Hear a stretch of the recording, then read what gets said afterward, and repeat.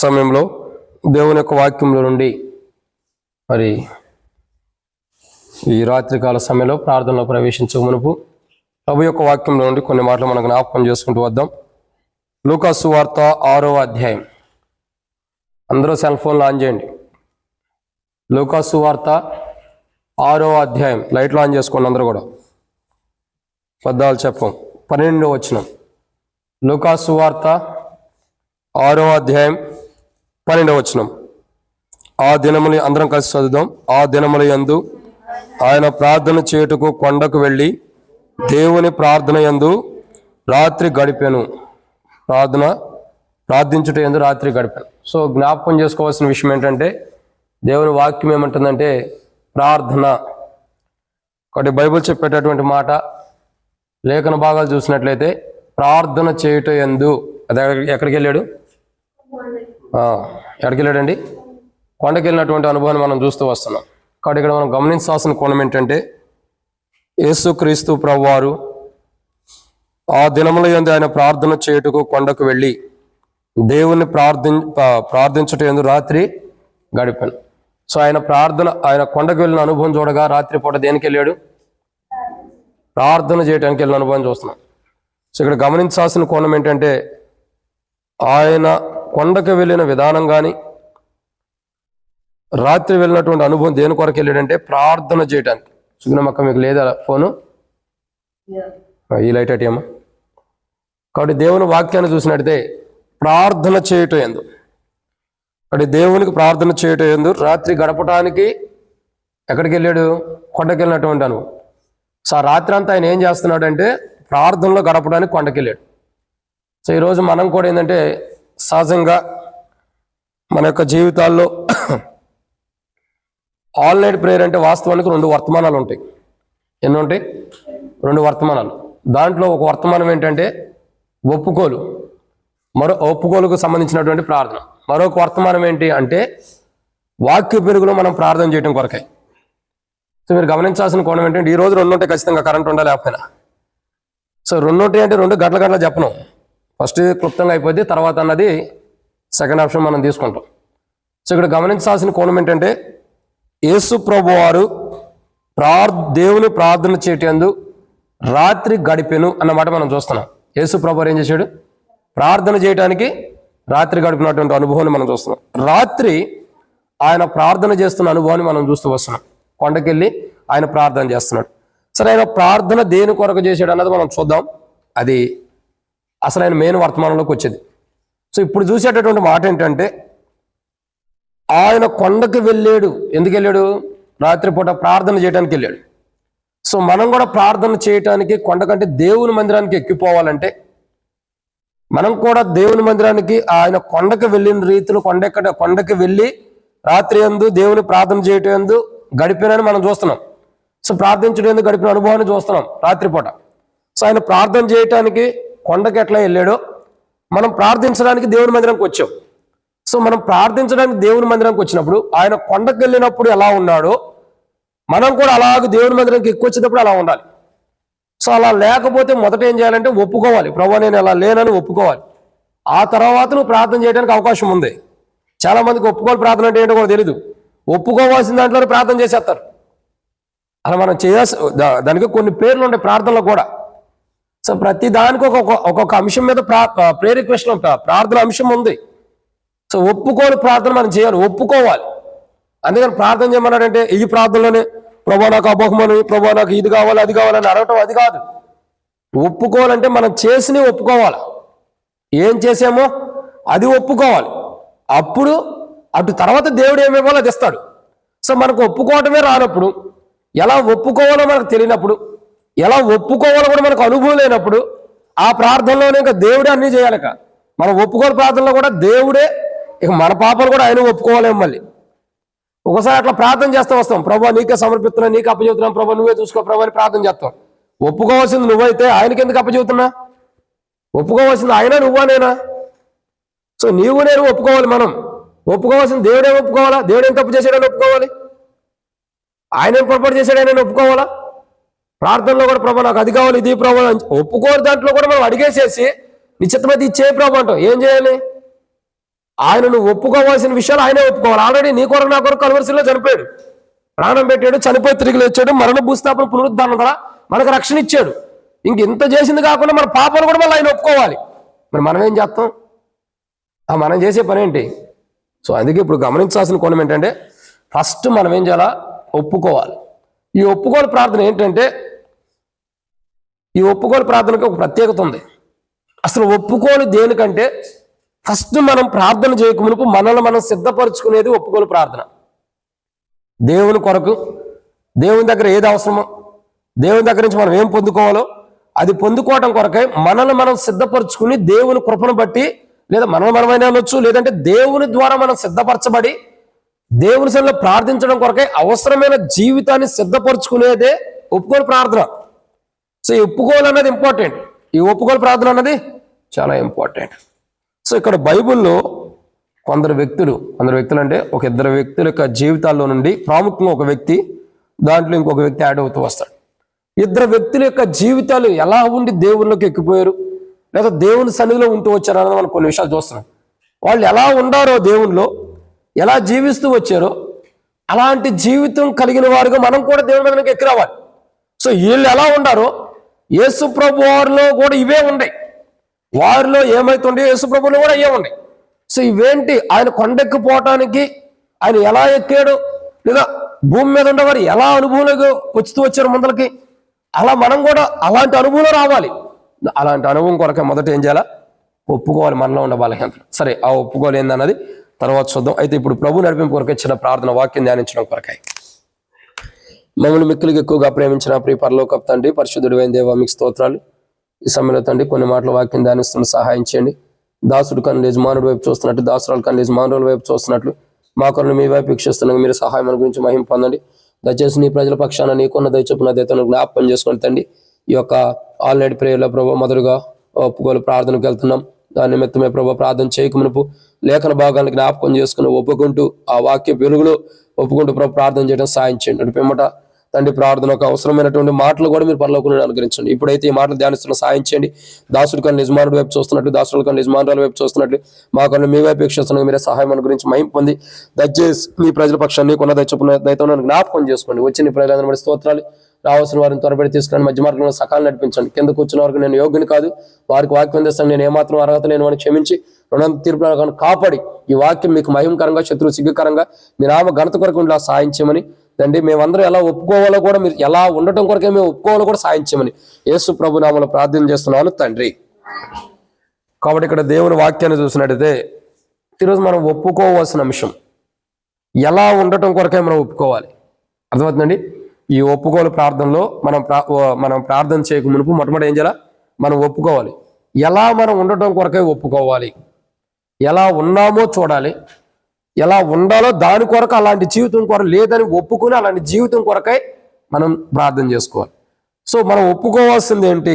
ఎలాంటి జీవితం కొరకై, ఎలాంటి జీవితం మనకు లేదని మనం ఒప్పుకోవాలంటే మొదటి మాటను ఇక్కడ మనం చూద్దాం. మొదటి మాటను చూసినట్టయితే దేవుని యొక్క వాక్యములో చూడండి, యెహోషువ గ్రంథము క్షమించండి సంఖ్యాకాండం 27వ అధ్యాయం, సంఖ్యాకాండము 27వ అధ్యాయం 18వ వచనం. అందుకు యెహోవా మోషేతో ఇట్లా నేను, నూను కుమారుడైన యెహోషువ ఆత్మను పొందినవాడు నీవు అతన్ని తీసుకొని అతని మీద నీ చెయ్యుంచి. సో ఇక్కడ మనం దేవుని దగ్గరికి ఎక్కిపోవాలంటే, మనం దేవుని దగ్గరికి వెళ్ళాలంటే, మనం ప్రార్థన చేయకమునుపు మనలో ఏముండాలంటే, ఇక్కడ రాయబడుతున్న మాట యెహోషువ గురించి ఏమని రాయబడుతూ వచ్చిందండి? దేవుడే చెప్తున్నాడు మోషేతో ఇట్లా నేను, అందుకే యెహోవా మోషేతో ఇట్లా నేను, నూను కుమారుడు యెహోషువ ఆత్మను పొందినవాడు. సో దేవుని వాక్యాన్ని చూసినట్టయితే మనం ఈరోజు ప్రార్థన చేయడానికి ఎక్కిపోవాలంటే మొట్టమొదటిగా మనం ఒప్పుకోవాల్సింది ఏంటంటే, మనలో దేవుని ఆత్మ ఉందా? ఏ ఆత్మ అండి? దేవుని ఆత్మ. సో దేవుని ఆత్మ ఉందా లేదనడానికి రెండు మాటలు చెప్పమంటారా? దేవుని ఆత్మ మనలో ఉంటే తప్పు చేస్తున్నప్పుడు, మనం ఏదైనా పొరపాటు తప్పు చేస్తున్నప్పుడు సమర్థించదు. ఏదైనా పొరపాటు చేస్తున్నాం అనుకో, తప్పు చేస్తున్నాం అనుకో, అప్పుడు దేవుని ఆత్మ మనలో ఉంటే ఎలా ఉంటుంది? గద్దించేది ఉంటుంది. అంటే దేవుని ఆత్మ మనలో ఉన్నప్పుడు ఒక తప్పు మనం చేస్తుంటే ఆ తప్పుకు సమర్థించదు, ఒక తప్పు మనం చేస్తున్నప్పుడు దాన్ని హెచ్చరించింది దేవుని ఆత్మ. సో దేవుని ఆత్మ అనేది ఇంపార్టెంట్ మన జీవితంలో. దేవుని ఆత్మ అనేది చాలా ప్రాముఖ్యమైనది. అంటే ఒక ఎగ్జాంపులే చెప్పాను నేను. దేవుని ఆత్మ ఏంటంటే దేవునికి ఇష్టమైన విధానంలో మనం జీవించేటట్టు చేస్తుంది, దేవునికి మహిమకరంగా ఉంటుంది. సో ఈరోజు మనం గమనించాల్సిన మొదటి కోణం ఏంటంటే దేవుని ఆత్మ. ఇక రాయబడుతున్న మాట ఏంది? యెహోషువ ఆత్మను పొందినవాడు. ఏ ఆత్మను పొందాడు? ఏ ఆత్మను పొందాడంటే రండి, ఆదికాండం 1వ అధ్యాయం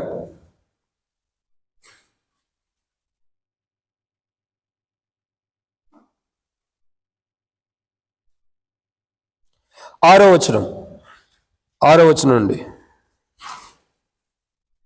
దేవుడు జలముల మధ్య ఒక విశాలం కలిగి ఆ జలములను రెండవ వచనం చదవన్నా. 2వ వచనం. భూమి నిరాకారంగాను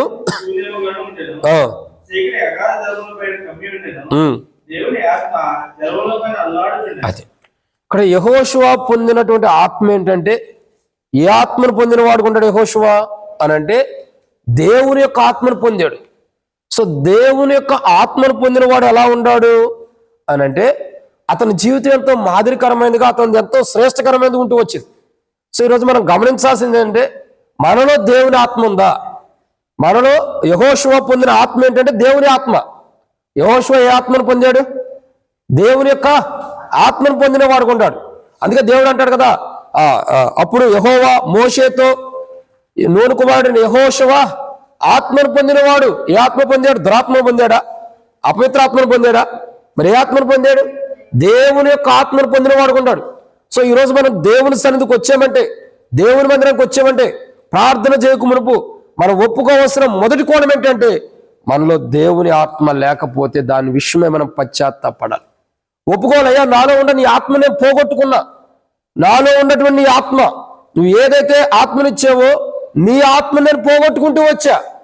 కానీ ఈ ఆత్మ ఎందుకు ఇవ్వబడుతూ వచ్చింది అని అంటే యోహాను సువార్త 4వ అధ్యాయం మనం చూసినట్లయితే 24 వచ్చిన రాయబడుతూ వచ్చింది, దేవుడు ఆత్మ కనుక దేవుణ్ణి ఆరాధించే ఆత్మతో సత్యంతో ఆరాధించాలి. అంటే యెహోషువ యొక్క జీవితంలో ఆత్మ పొందిన వాడు ఉంటాడు, అది దేవుని ఆత్మ. ఎందుకు దేవుని ఆత్మ వచ్చిందంటే దేవుని ఆత్మ కలిగిన వాడే దేవునితో సహవాసం కలిగి ఉండటానికి. సో ఈరోజు మనం గమనించాల్సిన విషయం ఒకటి గుర్తుపెట్టుకోండి, ప్రార్థన అంటే దేవునితో సహవాసం, ఆరాధన అంటే దేవునిలో ఏకమైపోవటం. నేను ఎప్పుడు ఇంతకుముందు కూడా చెప్పా, ప్రార్థన అంటే దేవునితో సహవాసం, ఆరాధన అంటే దేవునిలోనే ఏకమైపోయినట్టు. కానీ ఇక్కడ గమనించాల్సిన కోణం ఏంటంటే యెహోషువ యొక్క జీవితము దేవుని ఆత్మ కలిగిన వాడుకున్నాడు. ఆత్మ పొందినవాడు అంటే ఏ ఆత్మ అంటే దేవుని ఆత్మ, దురాత్మగా. ఏ అపవిత్రమైన ఆత్మ, ఏ పరుగుమైన ఆత్మ కాదు, అది దేవుని యొక్క ఆత్మ. సో ఈ లోకాన్ని సృష్టించినటువంటి ఆ దేవుని యొక్క ఆత్మని యెహోషువ పొందిన వాడుకున్నాడు. యెహోషువ దేవుని ఆత్మను పొందినప్పుడు యెహోషువ ఎలా ఉంటాడు భూమి మీద? ఎలా ఉంటాడు చెప్పండి? ఇప్పుడు యెహోషువ దేవుని ఆత్మను పొందాడు, దేవుని ఆత్మని యెహోషువ పొందాడంటే భూమి మీద యెహోషువ ఎలా ఉంటాడు? మార్క్స్ వార్తలో ఓ పిల్లోడు ఉన్నాడు, పిల్లవాడు కాదు, ఓ మాదిరి వయసు. అతడికి ఎప్పటి నుంచి ఆత్మ పట్టిందండి? వాడు పుట్టిన కాడి నుంచే దురాత్మ పట్టిన అనుభవం ఉంది. ఆ ఆత్మ వచ్చి ఏం చేస్తుంది? పుట్టుకతోనే వచ్చేసింది. పుట్టిన కాడి నుంచి వాడిని పట్టుకుని ఏం చేస్తుంది? తరచుగా అగ్నిలో పడేస్తుంది, నీళ్ళలో పడేయచ్చు, ఎక్కడ చంపుతుందో భయపడుతున్నాడు తండ్రి. అంతేనా? ఇప్పుడు ఆత్మ యెహోషువలో లేదు ఆత్మ. ఈ ఆత్మ ఏంటి? ఈ ఆత్మ దేవుని ఆత్మ. ఒకటి చంపేది కాదు, చచ్చిపోవాల్సిన వాడిని జీవంలోకి నడిపించే ఆత్మ. ఈ ఆత్మ ఒకటి మరణాన్ని కోరుకునేది కాదు, ఒక వ్యక్తి యొక్క జీవాన్ని కోరుకునేది ఈ ఆత్మ. సో యెహోషువ యొక్క జీవితంలో దేవుని ఆత్మ కలిగి ఉన్నాడంటే మరణంలో నుండి తప్పించబడిన అనుభవం ఉంది. క్రీస్తు యేసు యొక్క జీవం కలిగిన వాడుకుంటున్నాడు. ఈరోజు మనం గమనించాల్సిన కూడా ఏంటంటే అసలు మనలో క్రీస్తు యేసు యొక్క జీవం ఎంతవరకు ఉంది? మనం మరణం నుండి తప్పించబడ్డామన్న అనుభవం ఉందా? లేదంటే మనమే జ్ఞానవంతులు అనుకుని మరణంలోకి మళ్ళీ వెళ్ళిపోతున్నాము. మనల్ని మనం ఒక్కసారి సరి చేసుకోవాలి. సో మనకి ఏదైతే దేవుడు మనకు ఆత్మనిచ్చాడో అది దేవుని యొక్క ఆత్మ. ఇంకా చెప్పాలంటే ఆత్మ గురించి పరిశుద్ధాత్మ రాయబడుతూ వచ్చింది. ఆ పరిశుద్ధాత్మని బైబిల్ రాయబడుతూ వచ్చింది. మనిషి కుమారుడికి వ్యతిరేకంగా మాట్లాడిన వాడికి క్షమాపణ ఉందేమో కానీ పరిశుద్ధాత్మను దుఃఖపరిచిన వాడికి యుగమందైనను రాబోయే యుగమందైన క్షమాపణ లేదంట. అంటే ఈరోజు మనం గమనించాల్సింది ఏంటంటే యెహోషువ పొందింది దేవుని ఆత్మనే, మనం పొందుకుంది దేవుని ఆత్మనే. ఆ దేవుని యొక్క ఆత్మని మనం దుఃఖపరిచిన వారికి ఉండి, ఆ దేవుని యొక్క ఆత్మను మనం బాధపరిచిన వారికి ఉండి, ఆ దేవుని యొక్క ఆత్మను మన ప్రవర్తన ద్వారా మన జీవితాన్ని బట్టి మనం జీవించిన జీవితాన్ని బట్టి దుఃఖపరిచి ఈరోజు ప్రభువాను గొప్పోడు అని ప్రార్థన చేస్తే దేవుడు ఏం పిచ్చోడు కాదు, అందరి లెక్కలు తేలుతాడు. ఆయన ఏం చేస్తాడండి? వాని క్రియ చొప్పున ప్రతి వానికి ఇచ్చినకు నేను సిద్ధపరిచిన జీతం నా యుద్ధం ఉందని ప్రాణాలను 22:12 అంటున్నాడు. ప్రతి ఒక్కరు లెక్క తీరుస్తాడు ఆయన, ఎవరిని విడిచిపెట్టడు. మనం చేసే ప్రార్థన ఎలా ఉందో, ఎలా మనం ఒప్పుకుంటున్నామో, ఏదో వేషధారణకు ఒప్పుకుంటున్నావా, నిజంగా ఒప్పుకుంటున్నావా, మాట కొరకై ఒప్పుకుంటున్నావా అనేది దేవుడు తెలుసు. ప్రతి ఒక్కరు లెక్క దేవునికి అప్పచెప్పాలి. ఆయన ప్రతి ఒక్కరు లెక్క తేల్చే రోజు రాబోతుంది. ఎందుకంటే ఆయన ఏ ఆత్మనైతే మనకి ఇచ్చాడో, ఆత్మ ద్వారా మనం జీవంలోకి దాటించబడ్డాం, ఆత్మ ద్వారా మరణంలో నుండి తప్పించబడ్డాం, ఆత్మ ద్వారా దేవుణ్ణి ఆరాధించే వారికి వచ్చాం. అటువంటి ఆత్మను మనం కోల్పోయి అసలు ఆరాధించడమే మర్చిపోయాం. నిజమైన ఆరాధన, నిజంగా దేవుని ఎలా ఆరాధించాలో, దేవుని ఎలా స్తుతించాలో కూడా మర్చిపోయాం. ఒక మాటలో చెప్పాలంటే ఇప్పుడు ఆరాధన ఎట్లా ఉంటుందంటే ఏదో చేస్తున్నాము ఆనవాయితీగా చేసే ఆరాధన ఇప్పుడు ఉంది. ఎలాంటి ఆరాధన ఉందండి? ఆనవాయితీగా అంటే ఆచార ప్రకారం. ఫోన్లు సైలెంట్లో పెట్టండి, ఇంకోసారి చెప్పను, తర్వాత సేవకుడు మమ్మల్ని అన్నాడని ఫీల్ అవ్వద్దు. సైలెంట్లో పెడతాం, రాకపోతే స్విచ్ ఆఫ్ చేయండి. కాబట్టి ఆనవాయితీ అంటే అర్థం ఏంటి? ఒక ఆచార ప్రకారం, ఒక అలవాటు ప్రకారం మన పితృలు పెట్టాడు, మనం కూడా పెట్టుకుని వెళ్తున్నామన్న కోణంలో కాదు ఇది. ఈ యొక్క అనుభవం గొప్పగా ఉండాలి, ఈ అనుభవం వేరుగా, ఈ అనుభవం క్రొత్త అనుభవంలోకి రావాలి. సో ఈరోజు మనలో ఉన్న దేవుని ఆత్మను మనం పోగొట్టుకుని, దేవుని ఆత్మను పోగొట్టుకున్నాం అంటే అర్థం ఏంటి తెలుసా? మనలో జీవం లేదని అర్థం, మనం ఇంకా మరణానికి పాత్రలు అవుతున్నాం అని అర్థం. ఇంకా ఇంకా ఇంకా యెహోషువ లాంటి జీవితం మనలో లేదని అర్థం. ఇప్పుడు ఇవన్నీ లేనప్పుడు మనం దేవుని మందిరంకి వచ్చి ప్రభా నాకు అది కావాలి ఇది కావాలి ప్రభు అంటే యాడ్ నుంచి చెప్తాడు. ఫస్ట్ ఏది పోగొట్టుకున్నా దాని విషయమై ఒప్పుకోవాలి, ఏది పోగొట్టుకున్నా దాని విషయమై పశ్చాత్తాపడాలి కదా, అప్పుడే కదా ఆయన తిరిగి ఇచ్చేది. ఇక్కడ మనం గమనించాల్సిన కోణం మొదటి మాట ఏంటి? మొదటి మాట దేవుని ఆత్మ. దేవుడు తన ఆత్మని మనకు అనుగ్రహించిన వాడుకున్నాడు, దేవుడు తన ఆత్మని మనకి ఇచ్చిన వాడుకున్నాడు. అయితే ఈరోజు ఈ రాత్రి ప్రార్థనకు వచ్చిన మన జీవితాల్లో ఏదైతే దేవుని ఆత్మను దేవుడు మనకి ఇచ్చాడో ఆత్మను మనం పోగొట్టుకున్న వారుగా, ఆత్మను పోగొట్టుకున్న స్థితిలో మనం ఉంటే, ఈరోజు దేవుని ఆత్మను పోగొట్టుకునే స్థితి ఏంటంటే నీలో జీవం పోయిందని అర్థం. దేవుని ఆత్మను పోగొట్టుకుని నేను ఇంకా మరణానికి వెళ్తున్నామని అర్థం. దేవుని ఆత్మ పోగొట్టుకుంటే దేవుడే నీలో లేడు, అది అర్థం చేసుకోవాలి. అయితే ఇప్పుడు ఏం చేయాలా? ఇప్పుడు ఏం చేయాలి? దేవుని ఆత్మను మనం ఎక్కడైతే పోగొట్టుకున్నామో, ఏ జీవితాన్ని బట్టి, ఏ మాటను బట్టి, ఏ ప్రవర్తన బట్టి, ఏ ఆలోచన బట్టి పోగొట్టుకుంటూ వచ్చామో దాని విషయమై ఒప్పుకోవాలి. ఒకవేళ ఒప్పుకోకుండా నువ్వు ప్రార్థన చేయి, రేపే దేవుడు చూపిస్తాడు దేవుని ఆత్మ నీలో ఉందా లేదా అన్నది. ఆదివారమే చూపిస్తాడు, లేకపోతే మరునాడే. నువ్వు ఏదో మాట వరుసకి నాలో ఆత్మ ఉందనుకోవాక, అసలు ఉందో లేదో పరీక్షించుకో. నీలో ఆత్మ పోయిందంటే నీలో జీవం లేదు, నీలో ఆత్మ పోయిందంటే నువ్వు మరణానికి వెళ్ళిపోతున్నావు, నీలో ఆత్మ పోయిందంటే నువ్వు దేవుని ఆరాధించేది కూడా చక్కగా ఉండదు. సో ఈరోజు ఏ ఆత్మను పోగొట్టుకున్నావో ప్రార్థన చేయక మునుపు ఆ ఆత్మను పొందుకో. యెహోషువ దేవునిలో నడిపించబడేటప్పుడు, దేవుని సన్నిధిలో వెళ్ళేటప్పుడు, దేవుని మందిరం దేవుని సన్నిధి కొండెక్కుతున్నప్పుడు కానీ, లేదంటే దేవుని యొక్క గుడారంలోకి వెళ్ళేటప్పుడు కానీ యెహోషువ ఎలా వెళ్తున్నాడండి?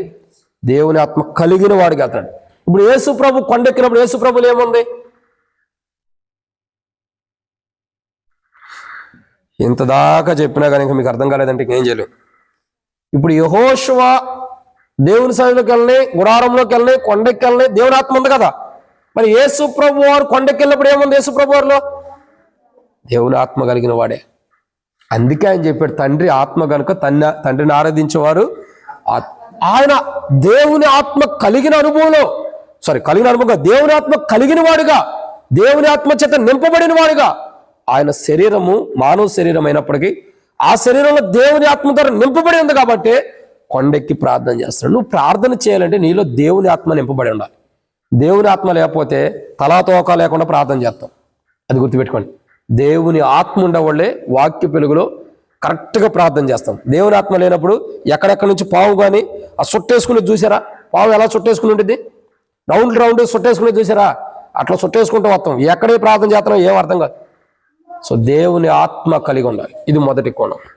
ఈ దేవుని ఆత్మను మనం పోగొట్టుకున్నప్పుడు ఆ విషయంలో ప్రభు నీ ఆత్మని పోగొట్టుకున్నా, పరిశుద్ధాత్మను దుఃఖపరిచి పరిశుద్ధాత్మను పోగొట్టుకుని వాడుకుంటా మరొకసారి మీ చిత్తం అయితే క్షమించి నీ ఆత్మను తిరిగి నాకు ప్రభా, పోగొట్టుకున్న ఆత్మని బట్టి నన్ను క్షమించి ప్రభు అని ఆ పోగొట్టుకున్నానని ఒప్పుకోవాలి.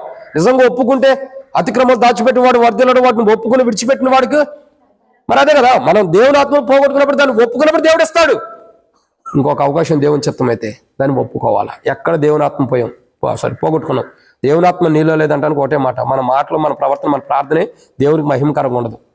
దాన్ని బట్టి మనకు అర్థమైపోయింది. నేనైనా మీరైనా ప్రార్థన చేసేటప్పుడు దేవునికి మహిమకరంగా లేనప్పుడు, అది ఏదో మనుషులను తిట్టేటట్టు కావాలని ప్రార్థన చేస్తున్నప్పుడు ఆ ప్రార్థనలో దేవుని ఆత్మ లేదు మనలో, అది అర్థమైపోయింది మనకు. సో నీకై నువ్వు పరీక్షించుకోవాలి. నన్ను గురించి పరీక్షించవద్దు, ఎదుటి వ్యక్తుల గురించి కాదు. నీకై నువ్వు పరీక్షించుకొని హృదయాన్ని, నీలో దేవుని ఆత్మ ఉందా, వెళ్ళిపోయిందా? సౌల్లో దేవుని ఆత్మ పోయింది, పాడైపోయాడు. అలా దేవుని ఆత్మ పోయి నువ్వు కూడా పాడు కాకూడదని యేసు ప్రభువు కలువరిశిలో ప్రాణం పెట్టి చనిపోయి తిరిగి లేచాడు. ఒకసారి సరి చేసుకోవడానికి అవకాశం ఇస్తున్నాడు. దేవుని ఆత్మను పోగొట్టుకుంటే ఒప్పుకునే దాన్ని మరలా పోయిన దేవుని ఆత్మను తిరిగి సంపాదించుకో. అప్పుడు నువ్వు ప్రార్థన చేస్తే, దేవుని ఆత్మ కలిగి ప్రార్థన చేస్తే దానికి ఒక వాల్యూ ఉంది. దేవుని ఆత్మ లేకుండా ప్రార్థన చేస్తే నష్టపోతావు. ఇది మొదటి కోణం. ఈ రెండో కోణాన్ని చూద్దాం. రెండో మాట మనం చూస్తున్నట్లయితే యెహోషువ యొక్క జీవితం చూస్తున్నాం, లేదంటే ఇంకా ఎవరి గురించి అయినా సరే చూస్తాం. యేసు ప్రభువు ఆయన ఏం చేశాడు? కొండకెక్కి వెళ్ళాడు. కొండకి వెళ్ళాడు ఎందుకు? ప్రార్థన చేయడానికి, రాత్రి ప్రార్థన చేయడానికి. ఆయన వెళ్ళేటప్పుడు ఎలా ఉంటాడంటే దేవుని ఆత్మచేత నింపబడిన వాడుకుంటాడు, దేవుని ఆత్మ కలిగిన వాడుకుంటాడు. మనం కూడా దేవుని ఆత్మ కలిగి మందిర ప్రార్థనకు రావాలి. అయితే దేవుని ఆత్మ మనలో లేదు కాబట్టి ఆ పోగొట్టుకున్న దేవుని ఆత్మను తిరిగి సమకూర్చుకోవడానికి ప్రార్థన చేయాలి. ఇది మొదటి మాట. ఆ ఒప్పుకోవాలి ఎక్కడ పోగొట్టుకున్నాం. ఇక రెండో విషయాన్ని చూసినట్టయితే రండి, దేవుని వాక్యాన్ని మనం చూస్తూ వస్తాం. రెండవ మాట యెహోషువ గ్రంథం 14వ అధ్యాయం 8వ వచనం. యెహోషువ గ్రంథము 14వ అధ్యాయము 8వ వచనం.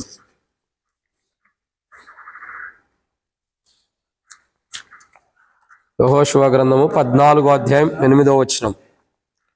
నాతో కూడా బయలుదేరి వచ్చిన నా సహోదరులు జనుల హృదయములను కరుగజేయగా నేను నా దేవుడైన యెహోవాకు నిండు మనస్సుతో, ఇక్కడ యెహోషువ చెబుతున్నాడు, నేను బయలుదేరి కానానికి వెళ్ళినప్పుడు, కానాన్ నుండి వచ్చిన తర్వాత నాతో పాటు ఉన్న నా సహోదరులు వాళ్ళందరూ ఏం చేశారు? ఎవరు చెబుతున్నారన్నమాట? యెహోషువనే చెబుతుంది, ఎవరో కాదు. యెహోషువ చెబుతున్నాడు, అవునా కదా? మరి ఎవరు చెబుతున్నారు? కాలేబు, క్షమించండి, కాలేబు చెబుతున్నటువంటి మాట. ఇక్కడ అన్ని చూడండి, జాగ్రత్తగా గమనించినట్లయితే కాలేబు యొక్క జీవితంలో 6వ వచనంలో అంటాడు, యోధా దేశస్థులో గిల్గాల్లో యెహోషువ యొద్దకు రాగా కెనీజుడకు యెఫున్నె కుమారుడైన కాలేబు అతనితో ఇలాగ మనవి చేశాను. ఇక్కడ కాలేబు కనపడుతున్నాడు, తర్వాత యెహోషువ కనపడుతున్నాడు. వీరి యొక్క అనుభవాలు, వీరు చెప్పే మాటలు ఏంటి తెలుసా? మాతో కూడా బయలుదేరి వచ్చిన సహోదరులు జనుల హృదయం కలుగజేయగా నేను నా దేవుడైన యెహోవాను నిండు మనసుతో అనుసరించాను. కాబట్టి ఇక్కడ మనం గమనించాల్సిన రెండవ కోణం నిండు మనసు. కాలేబు కానీ తర్వాత యెహోషువ కానీ వీరిద్దరి గురించి ప్రస్తావన వచ్చినప్పుడు, వీరిద్దరి గురించి వచ్చిన ప్రతి వచనాల్లో ఒకే మాట వీరిద్దరి గురించి రాయబడుతూ వచ్చింది. ఒకే విషయం, నిండు మనసుతో వారి జీవితాల్లో ఏం చేశారు? దేవుణ్ణి, ఆ నిండు మనసు కలిగిన వారే దేవుని అనుసరించిన అనుభవం చూస్తున్నాం. ఈరోజు మనం గమనించాల్సినటువంటి కోణం ఏంటంటే, దేవుని సన్నిధిలోకి వస్తున్న మనం, దేవుని యొక్క అనుభవంలోకి వస్తున్నటువంటి మనం, ప్రార్థన చేయడానికి వచ్చినటువంటి మన జీవితాల్లో మనం గమనించాల్సిన కోణం ఏంటంటే నిండు మనసుతో. ఏ మనసు అండి? ఈరోజు ఆల్రెడీ ప్రేయర్ పెట్టాడు, పోదామా వద్దా, పోతే అందరూ ఏమనుకుంటారో, లెక్క ప్రకారం రావాలి, కౌంటింగ్ ప్రకారం రావాలి, నెంబర్ ప్రకారం రావాలి, హాజరు వేయించుకున్నట్టు రావాలి అని వచ్చినాడు కాదు. నిండు మనసుతో ఈరోజు ఏదుండా, ఇప్పుడు కరెంట్ లేకపోతే ఎంతమంది తిట్టుకుని ఉంటారు, ఈ చీకట్లు ఎట్ట పెడతాడు ఈయన పనికి మళ్ళీ ఎట్ట అన్నది తిట్టుకోండి, పెట్టాల్సిన ప్రార్థన పెడతాం. కానీ చాలామంది అరాకొర మనసు కలిగిన వారు ఉంటారు. కరెంట్ లేదు కదా ఎట్ట ఉంటాం, ఎంతసేపు చెబుతారు, తొందర ముగిస్తే బాగుండేది కదా. ఏం తొందర ముగించాలి? నీ జీవితాన్ని దేవుడు తొందర ముగిస్తే ఆడుంటా? ప్రార్థన తొందర ముగించాలంటావు, దేవుడు నీ జీవితాన్ని ముగిస్తే ఆడుంటా? నువ్వు ప్రార్థన తొందరగా ముగించాలన్నా, తొందరగా అయిపోవాలి, తొందరగా అయిపోతే ఏం చేస్తా? బయటికి వెళ్ళి సెల్ ఫోన్లో వీడియోలు సినిమాలు చూస్తా కూర్చుంటా. అదేగా పని, ఇంకేం పని ఉంది? తొందరగా అయిపోవాలి. ఇక్కడ తొందరపడుతున్నావు, మరి బయటికి వెళ్ళినప్పుడు తొందరపడవే? దేవుడు కూడా తొందరపడి నీ ప్రాణం పిలుచుకుంటే ఏమవుతావు? అది ఆలోచించవు. దేవుడు తొందరపడతల్లా, వేచి ఉంటున్నాడు. మనం కూడా ఏం చేయాలా? నిదానించి ఉండాలి. మనకు తొందరపాటు ఎక్కువ. ఎప్పుడు ముగిస్తాడు ఈ వాక్యం, ఎప్పుడు ప్రార్థన అయిపోయిద్దో, ఎప్పుడు ఆరాధన ముగిస్తారు, ఎప్పుడు ఇంటికి వెళ్ళిపోతామో. ఎందుకంత తొందరపాటు? ఏం దేవుని రాజ్యానికి అమ్మటే వెళ్ళిపోతున్నాం ఏంటి తొందరగా? దేవుని రాజ్యానికి వెళ్తాను తొందరపడాలి. ఇప్పుడు మందిరం విడిచిపెట్టయితే దేవుని రాజ్యానికి వెళ్ళిపోతానని తొందరపాటు ఉంటే దేవుని రాజ్యానికి వెళ్ళిపోతా, టైం అయిపోతుందంటే పరిగెట్టవచ్చు. నువ్వు పోయేది ఇంటికే కదా, ఏడబోటలేదు కదా, ఎందుకని తొందర? అరాకొర మనసు ఎందుకు? ఎప్పుడు వెళ్ళిపోతావు? సగమే దేవుని వాక్యం అంటూ సగమే ఎప్పుడు వెళ్ళిపోతావు అన్న మనసు. బైబిల్ అంటుంది, క్యాలేబ్ కానీ యెహోషువ కానీ నిండు మనసు యొక్క అనుభవాలు వారి జీవితాల్లో ఉన్నాయి. ఏ అనుభవం? నిండు మనసుతో. సో దేవుని దగ్గరికి ఎక్కి రావాలంటే కొంతమంది అనుకుంటారు ఇంటికాడే, ఈయన ఎప్పుడు ముగిస్తాడు, ఎప్పుడు కవ చేస్తాడు, ఎంతవరకు టైం తీసుకుంటాడు, ఎంతవరకు నడిపిస్తాడు, వినలేక చచ్చిపోతున్నావు. నువ్వు నిజంగానే చనిపోయే రోజు ఒకటి వచ్చిద్ది, అప్పుడు దీని వెలుగు తెలిసింది. ఇప్పుడు తెలియదు, అప్పుడు తెలిసిద్ది. కాబట్టి సమయం ఉన్నప్పుడు ఇల్లు, బుడ్డు ఉన్నప్పుడు ఇల్లు చక్కబెట్టుకోవాలా. కాబట్టి అతిగా ఆశపడి ఎప్పుడు వెళ్ళిపోతాం అని కంగారు పడవాకండి. నేనేం విడిచిపెట్టాం, అప్పుడే చాలా టైం ఉంది. 3 అవ్వాలి ఈరోజు, అప్పుడే అటు విడిచిపెడతాం. కాబట్టి గమనించాల్సిన కోణం ఏంటంటే నిండు మనసు, అరాకొర మనసు కాదు. సగం దేవుని సన్నిధికి ప్రార్థించాలని, సగం ఎప్పుడు వెళ్ళిపోదామని, ఏదో ప్రార్థించాలి, ఎంతమంది వస్తారో చూద్దామని కూడా వచ్చిన వాళ్ళు ఉంటారు. మనుషులు లెక్క కొరకు కూడా వచ్చిన వాళ్ళు ఉంటారు కొంతమంది. అలా కాదు మనం రావాల్సింది. నువ్వైనా నేనైనా ఎలా రావాలా? నిండు మనసుతో దేవుని సన్నిధిలో ప్రార్థించడానికి, దేవుని సన్నిధిలో మొరపెట్టడానికి, దేవుని సన్నిధిలో విజ్ఞాపన చేయడానికి. అసలు నీలో దేవుని మనసు నిండిపోయి ఉండాలి. నీవు కూడా నిండు మనసుతో రావాలి. నిండు మనసుతో నువ్వు దేవుని దగ్గరకు రావాలి. దేవుని మనసు లేనివాడిగా దేవుని దగ్గరకు వస్తే, నీలో దేవుని మనసు లేకపోయినా, నువ్వు దేవుని దగ్గర రావాలన్నటువంటి హృదయమార నిండు మనసుతో దేవుని దగ్గరకు రాకపోయినా, అప్పుడు దేవుని ప్రార్థన వినడు. సో ఇప్పుడు మనం గమనించాల్సిన కోణం ఏంటి? ఇంటికా నుంచి ఎలా బయలుదేరామన్నది ప్రశ్నించుకోవాలి. ఎలా బయలుదేరామని పరీక్షించుకోవాలి. తొందరగా అయిపోతే తొందరగా విడిచిపెడతాడు, వెళ్తాడా, వెళ్ళిపోదాం అన్నట్టు వచ్చావా? అయితే నీకు నిండు మనసు లేదు. సో నిండు మనసు ఏంటంటే ఎంతైనా దేవుళ్ళు గడపాలి, ఈరోజు దేవుడు నాతో మాట్లాడతాడు అని ఎదురు చూడటం నిండు మనసు. సో ఇక్కడ క్యాలేబ్ యొక్క జీవితం ఏంటంటే, అదే యెహోషువ యొక్క జీవితం ఏంటంటే, వారు నిండు మనసుతో దేవుని అనుసరిస్తున్నటువంటి వాళ్ళు. నిండు మనసు, అరాకొర మనసు లేదు. సో ఇప్పుడు మనం ప్రార్థన ఏంటంటే, యేసు ప్రభువు వారు దేవుని బిడ్డగా ఎలా ఉన్నాడు? సగం దేవుని బిడ్డగా, సగం లోకంలో లోకస్తుడు ఉంటూ వచ్చాడా? చెప్పండి. నాకు ఈ లైట్లు ఉంటుందని కనపడుతున్నా, మీరు ఎవరు కూడా మీ లైట్లు ఇట్లా ఫేస్ చేసుకుంటే అప్పుడు నాకు కనపడింది. సో నిండు మనసు అంటే యేసు ప్రభువు భూమి మీద ఉన్నప్పుడు సగం దేవుని బిడ్డగా, దేవుని కుమారుడుగా, సగం లోకస్తుడు ఉంటూ వచ్చాడా? లేదు. మరి ఎలా ఉన్నాడు? పరిపూర్ణంగా దేవుని కుమారుడు ఉంటూ వచ్చాడు. అంటే ఇక్కడ గమనించాల్సిన నిండు మనసు, అది ఇంపార్టెంట్. ఆయన కొండెక్కాడంటే నిండు మనసు కలిగిన వాడుగా రాత్రి ప్రార్థన చేయడానికి కొండెక్కాడు. ఈరోజు మనం ఈ యొక్క ఎల్షద్దాయి ప్రార్థన మందిరం అనే మందిరం యొక్క కొండ అంటే, ఇలాంటి మందిరం అడుగులు ఎక్కువ, ఆ యొక్క మెట్లు ఎక్కువ వచ్చామంటే అసలు మనలో నిండు మనసు ఉందా? ఉంటే వాక్యాన్ని శ్రద్ధగా వింటాం. వాక్యాన్ని వినకోకుండా ఈడెప్పుడు ముగిస్తాడు, లేకపోతే అసలు ఈయన ఎందుకు చెబుతాడా, ఈయన చెప్తే నేను వినకూడదన్నావు అంటే ఆలోచన వస్తుందంటే నీకు నిండు మనసు లేదు. నువ్వు ఎవరి కోసం వినాలి వాక్యం?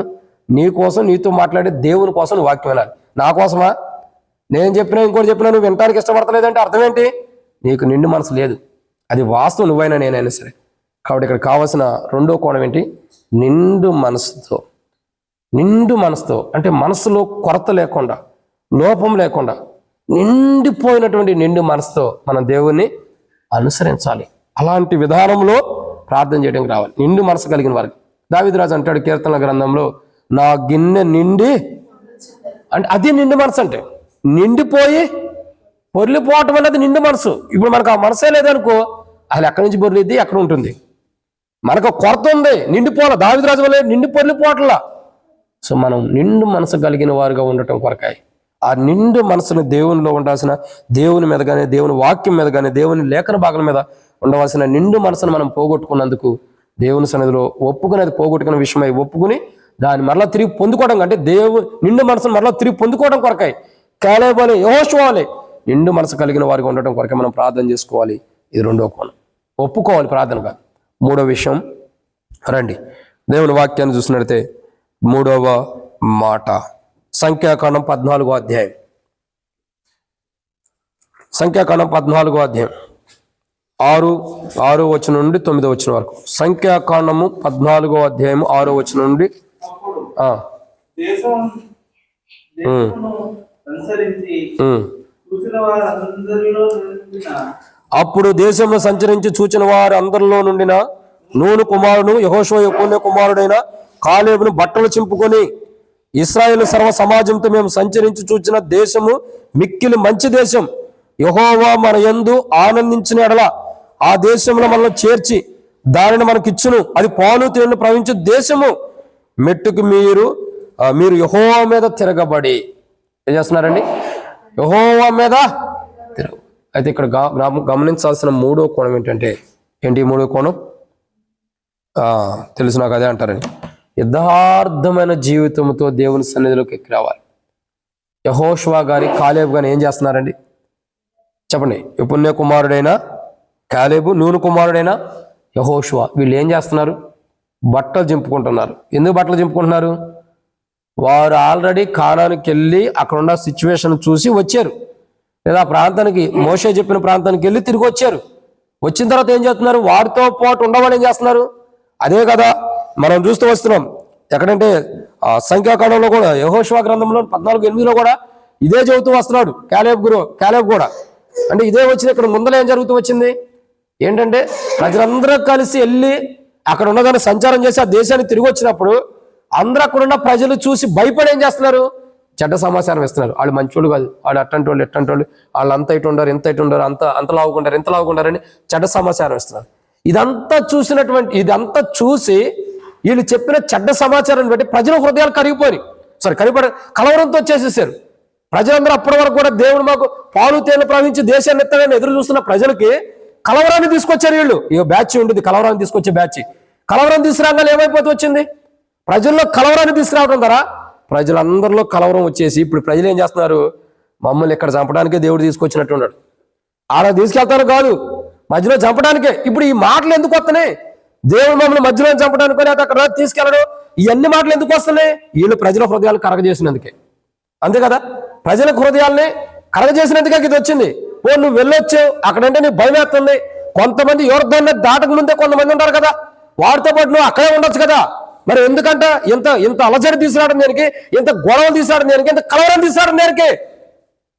దేవుని సమాజంలో కలవరాన్ని తీసుకొచ్చి వాళ్ళు ఏం చెబుతున్నారు వీళ్ళు? అది మంచి దేశం కాదు, దాంట్లో ఏముందంట? పెద్దగా ఉన్నారు, వారి దృష్టి మేము మిడతల వాళ్ళే ఉండొచ్చు, ఇంకా వాళ్ళు చాలా బలవంతులు. మరి వాళ్ళని సృష్టించిన దేవుడు ఎలాంటి వాడు? మరి బలహీనుడా? అందుకే వారి బ్రతుకులు అట్టాగా ఉన్నాయి. ఆ కలవరం తీసుకొచ్చిన వారి బ్రతుకులు మారలా, అట్టాగే జీవిస్తూ వచ్చారు, అట్టాగే నాశనం అయిపోతూ వచ్చారు. అసలు దేవుని సమాజాన్ని కలవరాన్ని తీసుకొచ్చారు వాళ్ళు. ఎంత దుర్మార్గంగా ఉన్నారు చూడండి. చక్కగా నడిచే సమాజం, చక్కగా వెళ్తూ వస్తున్నారు, ఒడిదుడుకులను సరి చేసుకుని వెళ్తున్నటువంటి సమాజంలో కలవరాన్ని తీసుకొచ్చారు. ఇప్పుడు కలవరం వచ్చిన తర్వాత వాళ్ళు చెప్పిన తప్పుడు సమాచారం ప్రజల్ని కలవరాన్ని పెట్టేసేసింది. అప్పుడు యెహోషువ, నూను కుమారుడైన యెహోషువ, యెఫున్నె కుమారుడైన కాలేబు ఏం చేస్తున్నారు? తెలిసి ఇద్దరు బట్టలు చింపుకుంటున్నారు. ఏమని? అయ్యా ఇది అవాస్తవం, వీరు ప్రజల యొక్క హృదయాల్ని ప్రజల్ని నాశనం చేసి ప్రజల హృదయాల్ని కరిగిపోయేటట్టు చేస్తున్నాడు, ప్రజలకు నష్టం చేసేటట్టు చేస్తున్నారు ఈ సమాజంలో. వీళ్ళు మంచోళ్ళు కాదు. అక్కడ మేము చూసిందంత వేరు. ఎలాంటిది అది అని అంటే, ఇక్కడ వాళ్ళు చెబుతున్నారు కదా, ఏమంటున్నారంటే వాళ్ళు, అది పాలు 8వ వచనం చివరిలో, అది పాలు తేనెలు ప్రవహించు దేశమే. వీళ్ళు చెప్పేది అబద్ధం. వీళ్ళు సమాజంలో కలవరాన్ని తీసుకురావడానికి వచ్చారు. ఇక్కడికి సమాధానాన్ని పరచడానికి కాదు, దేవుని యొక్క సత్యవార్తని శుభవార్తను చెప్పడానికి కాదు వీళ్ళకి వచ్చింది. సమాజంలో కలవరాన్ని తీసుకురావడానికి వచ్చారు. ఆ మాటలకి అసలు దేవుడు ఇవ్వాలనుకున్న వాస్తవికమైన దాన్ని యెఫున్నె కుమారుడైన కాలేబు, నూను కుమారుడైన యెహోషువ తప్ప ఇంకెవరో ఆ యొక్క దేవుడు ఇస్తున్నాడన్న కోణంలో చూడాల, మనుషుల వైపు చూశారు. అందుకే వారి సమాచారం చెప్పినప్పుడు వాళ్ళు అందుకే కానాన్లోకి వెళ్ళా. మీకు తెలిసే లేదు, యెఫున్నె కుమారుడైన కాలేబు, నూను కుమారుడైన యెహోషువ తప్పగా మరో ఆ మిగతా వెళ్ళిన వారిలో ఒక్కడు కూడా కానాన్లో ప్రవేశించలేదు. ఎందుకు? సమాజాన్ని కలవరపరిచేసేస్తున్నారు వారి మాటతో. వారి తీయటి మాటలతో, వారి సున్నితమైన మాటలతో ఏం చేశారు? సమాజాన్ని మొత్తాన్ని కలవరపరిచేశారు. ఇప్పుడు దేవుడు చూస్తూ ఊరుకుంటాడా? ఇప్పుడు నేనే ఉండా సంఘాన్ని కలవరపరుస్తున్నాను అనుకో, ఇప్పుడు దేవుడు చూస్తున్నాడు అనుకోవచ్చు. ఆ దేవుడు నా ఎందుండా నాతో ఉండడానికి నేను అనుకోవచ్చు.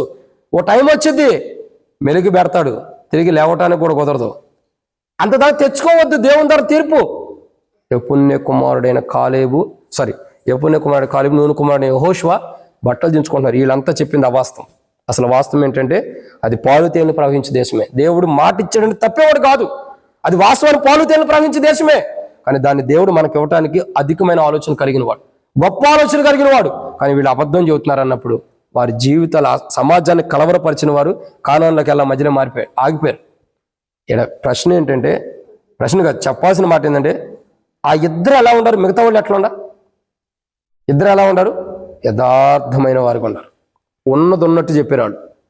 ఆడ దేవుడు ఏం చేయాలనుకున్నాడో, ఏం చేయబోతున్నాడో అదంతా ఉన్నది ఉన్నట్టు చెప్పారు. కానీ మిగతా వాళ్ళు ఏం చేశారు? కలవరపరిచే విధానంలో మాట్లాడారు. అంటే వీళ్ళ మాటలు గొప్పగా ఉండయా? ఎక్కడైనా మెజారిటీ అని చూస్తారు కదా, మన వాళ్ళు కూడా అట్టే చూస్తారు. నా పక్షాన్ని ఎంతమంది ఉండారని. నీ పక్షాన్ని ఎవడికి కావాలి? దేవుని పక్షాన్ని ఉండేవాడు కావాలి. కానీ నీ పక్షాన్ని 100 మంది ఉంటే దేవుని పక్షాన్ని ఒకటి కూడా లేనప్పుడు ఆ 100 మంది దేనికి? కానీ ఇక్కడ మెజారిటీ ప్రజలు చెప్పింది నగ్గల. యెఫున్నె కుమారుడైన కాలేబు, నూను కుమారుడైన యెహోషువ చెప్పిన మాటే శాశ్వతమైంది. ఏంటి? వీళ్ళు కరెక్ట్గా చెప్పట్లా. అసలైన మాట అది పాలు తేనెలు ప్రవహించే దేశం. అది వాస్తవంగా పాలు తేనెలు ప్రవహించే దేశం. అంటే దేవుడు మాట ఇచ్చినది కరెక్ట్గా నెరవేర్చబడుతున్న దేశం. అది దేవుడు చెప్పిన దేశమే. దేవుడు మనకి ఏది ఇస్తానో అదే దేశం. ఆ దేశానికి వెళ్ళకోకుండా వీళ్ళు ఎలా చేస్తున్నారు. కానీ మేము చూస్తున్నాం కదా, అది పాలు తేనెలు ప్రవహించే దేశం. ఇప్పుడు చెప్పండి, ఒక 10 మంది చెప్పినట్టు 10 మంది మాట వినాలా? ఇద్దరు చెప్పిన మాట వినాలా? వింటారు. వాస్తవాన్ని 10 మంది చెప్పినప్పుడు 10 మంది మాట వింటారా ప్రజలు? ఇద్దరు చెప్పింది వింటారా? కానీ ఇక్కడ ఇద్దరు చెప్పిన దానికే మోషే సహకరించి ముందరికి వెళ్తున్నాడు ప్రజల్ని తీసుకుని. కారణం యథార్థత. యెఫున్నె కుమారుడైన కాలేబు యథార్థవంతుడు, నూను కుమారుడైన యెహోషువ యథార్థవంతుడు. వాళ్ళు అబద్ధం ఆడరు. వాళ్ళు అబద్ధం ఆడే మనస్తత్వం కలిగిన వారు కాదు. అసలు వాళ్ళు అబద్ధం ఆడితే దేవుని బిడ్డలకు ఎలా ఉంటారు? వాళ్ళు అబద్ధం ఆడితే వారిలో దేవుని ఆత్మ ఎందుకు ఉండిద్ది? వారు అబద్ధం ఆడితే వారు నిండు మనసుతో ఎందుకు అనుసరిస్తారు దేవుణ్ణి?